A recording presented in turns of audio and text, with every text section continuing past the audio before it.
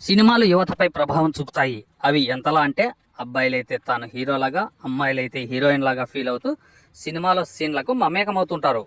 ప్రస్తుతం ఇలాంటి ఘటన ఒకటి ఇప్పుడు వైరల్గా మారింది.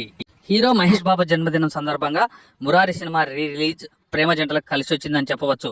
మూవీలో పెళ్లి సాంగ్ను చూస్తూ ఓ కాలేజీ జంట తమ పెళ్లిని ఊహించుకున్నారు.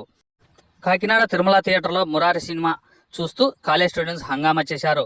సినిమాలో మహేష్ బాబు, సోనాలి బింద్రే పెళ్లి సాంగ్ వచ్చినప్పుడు అచ్చం పెళ్లి సీన్ను తలపించేలా అమ్మాయి అబ్బాయి మీద పూలు చల్లి సందడి చేశారు.